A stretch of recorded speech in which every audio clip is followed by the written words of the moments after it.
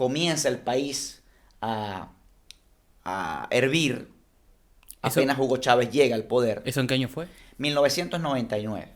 Entonces Hugo Chávez comienza a decir que va a transformar la Constitución, que va a aplicar una cantidad de decretos, decretos ley, y comienza las expropiaciones, comienza la persecución política para aquella época, y bueno, comienza a levantarse la sociedad civil principalmente, comienzan a levantarse los gremios en contra de Hugo Chávez, políticos muy puntuales no tan ligados con los partidos políticos, periodistas, principalmente tenemos el caso de Oscar Llanes, que fue un referente de la comunicación del periodismo en Venezuela, que lo advirtió desde el principio, tenía un programa llamado La Silla Caliente, donde él, inclusive desde esa época, decía, usted va a tener la potestad con estos decretos ley y con la constitución inclusive de modificar nuestros símbolos patrios. Y Chávez decía, no, vale, yo no voy a hacer eso. Y lo hizo. Me ¿Ok? acuerdo que al principio era todo un ídolo carismático, ¿no? Parecía como Sí, que una persona que compraba mucho a la gente le sí, caía sí, bien, simpático, sí. típico de un tirano populista, Sí, ¿no? populista totalmente y bueno, tratando de agradar Agradar, excesivamente, ¿no? claro. Para ese momento entonces se producen grandes convulsiones sociales y llegamos al año 2002.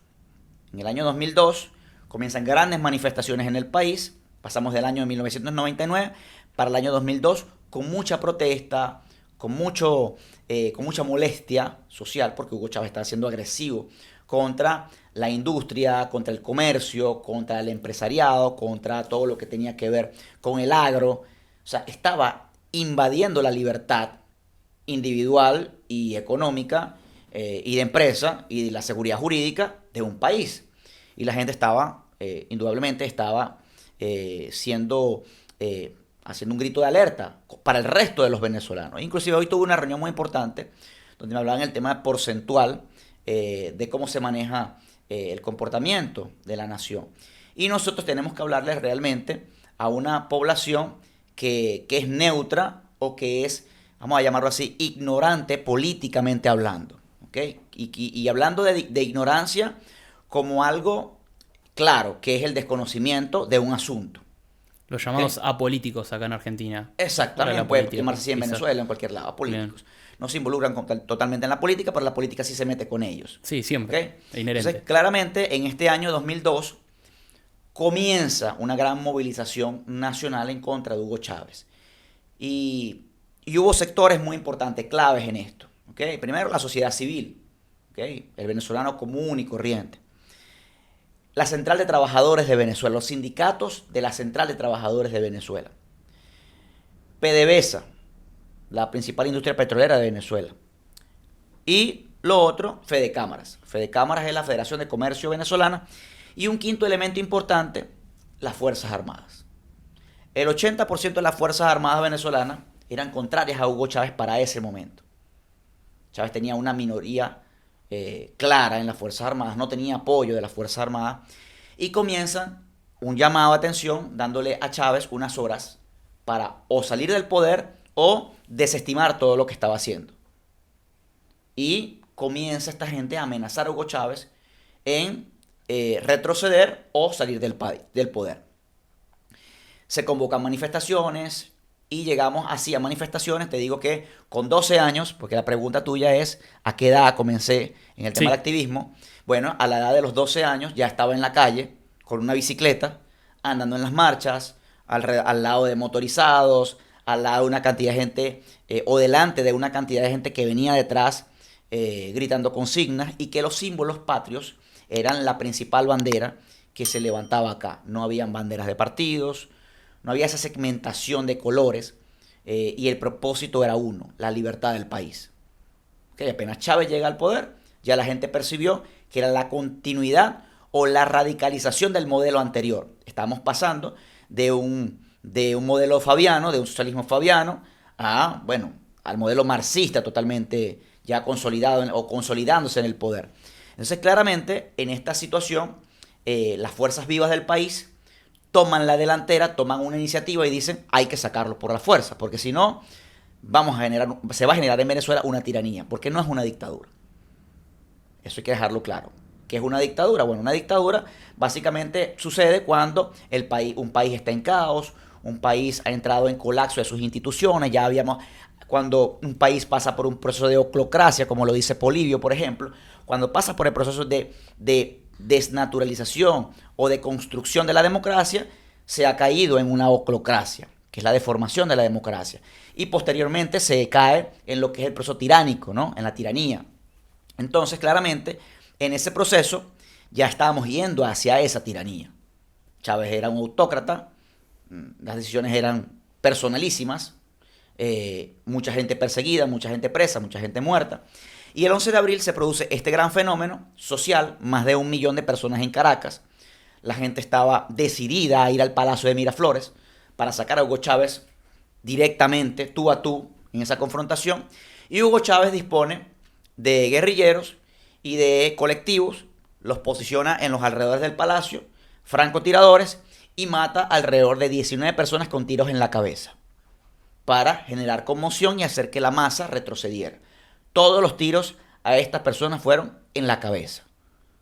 Si tú me dices a mí que el que estaba disparando con una 38 desde un puente, desde cualquier lado, es poco probable que los tiros vayan directamente al medio de los dos ojos o en el centro de la frente. Entonces, esto es lo que estaba pasando y hay registros, hay videos donde inclusive había camarógrafos grabando y la persona que estaba al lado de esa persona grabando caía muerta al lado. Y era grabada en ese momento. Entonces, se generó un pánico terrible. Las Fuerzas Armadas comenzaron a reaccionar. El alto mando del ejército, el alto mando de la aviación, todo el mundo comenzó a reaccionar y comenzaron a hacer comunicados diciendo que Hugo Chávez tenía que salir del poder. Hugo Chávez desconoce la actuación de las Fuerzas Armadas y llama a la aplicación del Plan Ávila. El Plan Ávila es un plan que existe en Venezuela hace bastante tiempo sobre el tema de la suspensión de las garantías constitucionales. Suspende las garantías y comienza el ataque contra la población. En ese momento, claramente, tuvimos momentos de gran conmoción, pero Hugo Chávez termina firmando la renuncia el mismo 11 de abril, lo montan en un helicóptero y lo sacan a una isla llamada La Orchila, es una isla militar en el Caribe. ¿Okay? Hugo Chávez se va allá, Hugo Chávez pide que lo saquen del país, que lo saquen del territorio venezolano porque teme por su vida y hace una comunicación para Cuba para que Fidel Castro lo reciba. Y la respuesta de Fidel Castro para los militares que lo tenían en custodia es: aquí no lo queremos. ¿Okay? Porque nos va a generar un problema aquí en Cuba, más de los que ya tenemos. Y prácticamente Hugo Chávez termina en ese momento en la soledad, en una situación complicada. Y bueno, no tenía una decisión para dónde lo iban a mandar, si lo iban a dejar ahí, si lo iban a... Habían militares inclusive que querían matarlo, por eso lo llevan a esta isla, porque había capitanes, había coroneles que querían darle un tiro y lo decían públicamente, hay que matarlo. Y bueno, se suscitan varias situaciones. Comienza realmente la tragedia venezolana en ese momento, porque comienzan los partidos, los líderes de la oposición venezolana a ir a los medios de comunicación a decir que esto es un golpe de Estado, que Hugo Chávez tiene que retornar al poder porque Hugo Chávez ganó democráticamente y que tiene que terminar su mandato democráticamente. ¿Y cómo se llegó a eso? Bueno, estos partidos políticos todos son de izquierda, ¿okay? Son de oposición. Entonces, esta gente no estaba en la transición. Se instaura una transición prácticamente con los sectores económicos del país, con la industria petrolera, con los altos representantes de la Iglesia Católica. Se arma una transición política con las principales fuerzas vivas del país y dejando por fuera a los partidos políticos porque se iba a hacer un gobierno especial. Un gobierno especial que restaurara lo que se había dañado. A todas estas, muchísimos de estos actores que participaban sabían que existía un contubernio entre Chávez, y hablo de contubernio en el sentido de que había complicidad entre Hugo Chávez y los factores de los partidos políticos tradicionales. O sea, estaban todos entongados, estaban todos entre ellos. Sí, desde aquel momento ya venían, inclusive participaron de elegir a Chávez. Los medios de comunicación social bancaron a Hugo Chávez. Después Chávez comenzó a cerrarlos, pero todos apoyaron a Hugo Chávez. Después no tenían cómo retroceder en el tiempo lo que habían construido, un monstruo, ¿no? Y la derecha no existía en ese No, momento. nunca ha existido la derecha en Venezuela. Nosotros tuvimos un candidato, no, yo no había nacido para la época, ¿ok? En los años 70 tuvimos un gran periodista llamado Renio Tolina. Renio Tolina hizo una campaña de batalla cultural para la época impresionante. Todos los días le hablaba a los venezolanos en su medio de comunicación, transmitía en un canal de televisión muy famoso en Venezuela, y todo esto que se decía estaba transformando la mente de los venezolanos, porque él estaba hablándole a personas que no entendían la política, pero estaba transformando su mente para que entendieran que si no entiendes el problema, no vas a resolver el problema. Entonces, primero, entender el problema. ¿Qué tenemos? Tenemos una situación de este estilo. ¿Quiénes son los actores? Los actores están atacando nuestras libertades y para restaurar las libertades hay que sacar del medio a estos actores. ¿Y cómo lo haces? No lo haces poniéndolos a ellos en la conducción política, sino poniendo en el medio otra conducción política. Y es lo que evidentemente pasó en Argentina.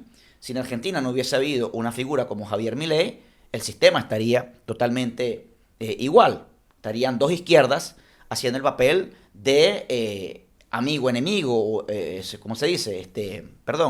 La labor de falso enemigo, ¿no? Sí, sí, disidencia controlada. Sí, exactamente. Entonces, nosotros en este sentido no actuamos porque básicamente yo no me puedo tener de amigo, ¿ok? Una persona que está aliada con aquel sector. Porque oponer a una persona a conducir esta lucha que está ligada o hace acuerdos con aquel sector, porque ¿para dónde me está llevando? No, y aparte te puede meter un puñal en la espalda en cualquier momento. Exactamente. Entonces, bueno, tuvimos esa situación en el año 2002. Fracasa la operación en contra de Hugo Chávez porque los partidos políticos, como bien te lo dije, crearon una narrativa, crearon una historia ante la comunidad, ante los venezolanos, diciéndoles que no estaba bien porque así no se actúa democráticamente y que Hugo Chávez tenía que volver al poder. Es así como Hugo Chávez vuelve al poder el día 13 de abril.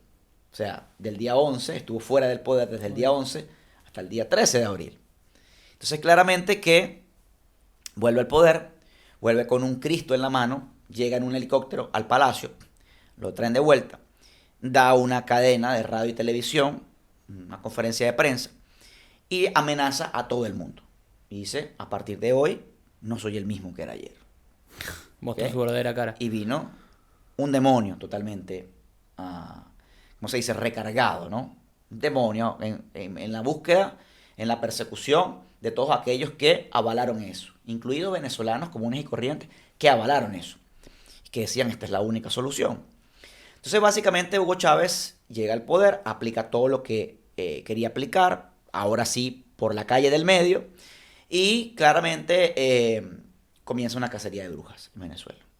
Los generales, los tenientes coroneles, los coroneles, los capitanes, toda la Fuerza Armada que participó de esto, tuvo que exiliarse, tuvo que esconderse, otros fueron muertos, otros fueron presos, todavía hay presos de esa época, de ese año, 2002. del 2002, presos, policías, militares, presos desde aquella época. Y bueno, a partir de ahí Chávez crea su propia oposición, aún más. Le entrega licencias políticas a todos los actores políticos que ustedes ven hoy en televisión. O sea, a todos. Estamos hablando de Corina A Machado. todos, a todos. No voy ahora en este momento no voy a entrar en detalles sobre el tema Después hablamos personalísimo sí. de decirte, mira, este está comprado por el chavismo. No, porque yo quiero que se entienda claramente que hay un mecanismo, que hay dos plataformas en Venezuela. Dos plataformas que componen una sola. ¿Okay? De un lado tenemos a el Gran Polo Patriótico, que comprende todos los actores comunistas más recalcitrantes de la izquierda, que yo los catalogo como la izquierda cavernícola. Son unos cavernícolas, ¿okay? Tratan a la gente a las patadas, les caen a palo, le disparan, los mata. O sea, todo lo que se oponga a ellos de forma real, ellos los van a aniquilar. Entonces son realmente unos cavernícolas, porque no respetan la libertad del otro. Lo vimos con Fran Fijat, por ejemplo, hace varios días en la calle, claramente, así se comportan ellos. Y vemos una cantidad de situaciones que te hacen ver que esta gente no es realmente unas personas civilizadas. Es lo que ellos digan y ya. Y por el otro lado tenemos una plataforma de oposición, vamos a llamarlo como lo llama la gente común, porque es lo que la gente ve en televisión, lo que la gente ve como de forma legitimada en televisión, es la plataforma de la oposición. Esta plataforma se llama Mesa de la Unidad Democrática. Ahora yo te hago una pregunta acá. Esta plataforma que pertenece al chavismo, internacionalmente, ¿a qué responde?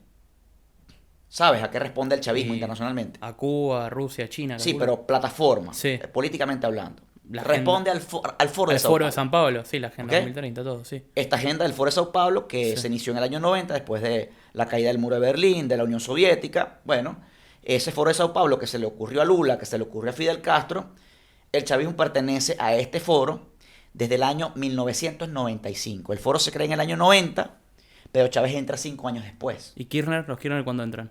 ¿Cómo? Los Kirchner, ¿cuándo entran? No recuerdo realmente porque... Pero también unos años Sí, después. No, Sí, yo pero creo que entran unos años después, pero son iniciadores prácticamente. El Foro de Sao Paulo, son pioneros en el Foro de Sao Paulo. Toda esta izquierda se conoce hace muchísimos años y te puedo contar una cantidad de anécdotas y historia, ¿no? Esta gente se conoce hace muchísimo tiempo. Desde los años 90 son amigos, ¿no? ¿Y a qué pertenece esta otra estructura? Que es la Mesa de la Unidad Democrática. Internacionalmente, ¿a qué responde esta Mesa de la Unidad Democrática? Pertenece a la Internacional Socialista y a la Internacional Progresista. Entonces tenemos dos grupos en Venezuela que realmente no es que están chocando, es que es un juego perfecto, es un juego bien engranado, porque este engranaje tiene una intención, que la gente no lo percibe porque está aguas abajo. La gente ve lo que está arriba de Del esta iceberg. agua. Sí. Pero, ¿qué hay abajo? ¿Cuál es la intención? ¿Qué quieren crear? Quieren crear una cosa llamada indefinición política. Porque la indefinición política no tiene tiempo, no tiene cuándo se acaba. ¿Cuál es el plazo? ¿Cuánto dura este gobierno? ¿4 años? ¿6 años? No sé cuándo termina.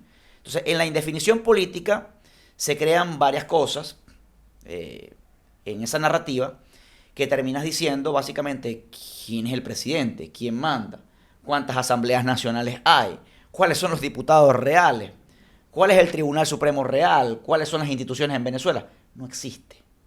Pero hay un grupo de venezolanos que dice, bueno, mi Asamblea Nacional es esta. Y hay otro grupo de venezolanos que dice, bueno, mi Asamblea Nacional es esta, la de la oposición. Entonces, hay dos de cada cosa. Asumiendo que ejercen el poder.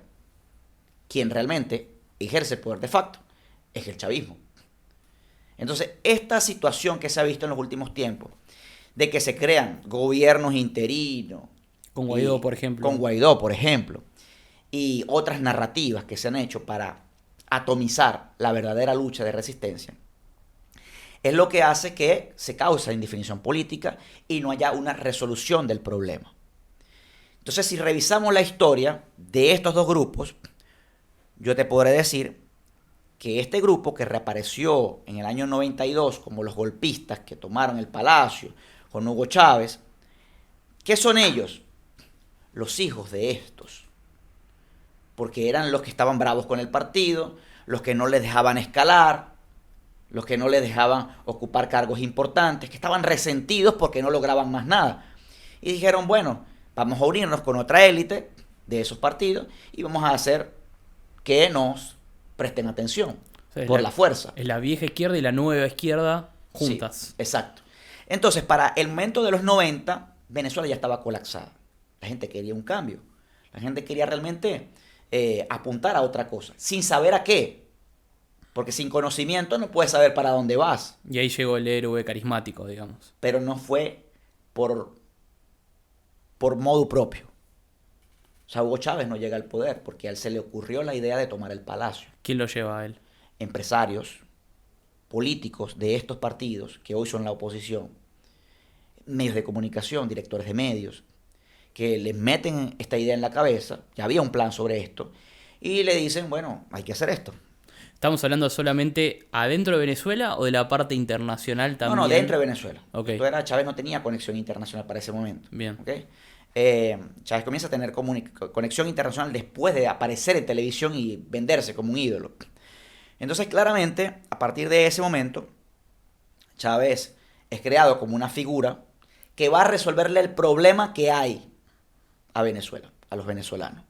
Es decir, estos crearon un problema, se robaron el dinero de los bancos, robaron todo, y lo que te dije en principio, la gente quería una solución. Oye, estos corruptos no merecen gobernar el país. ¿Qué idearon estos tipos? ¿Qué idearon estos hombres? Dijeron, bueno, ya que estamos acá, en este punto, la gente nos odia, la gente nos detesta, vamos a darle a alguien, a la gente, vamos a darle a la gente a alguien peor a nosotros. Ese fue el plan siempre. Vamos a hacer que haya una radicalización del modelo y vamos a ir por aumentar el nivel de la revolución, porque ya veníamos de una revolución. La revolución aconteció el 23 de enero de 1958, cuando provocan la salida del régimen militar de derecha que existía en Venezuela. Fue el único gobierno, claro, no fue electo, fue un régimen militar que se dio en Venezuela, como los regímenes militares que hubo anteriormente, ¿ok? Y que, bueno, estaba aconteciendo en el mundo para esa época, años 30, años 40, años 50, bueno, lo que todos sabemos que ocurrió en el mundo, con la Unión Soviética, todo el fenómeno de la izquierda internacional, y que de diferentes países comenzaron todo el mundo a ver que Venezuela era una oportunidad porque había libertad, había un régimen militar, pero todo el mundo huía a Venezuela.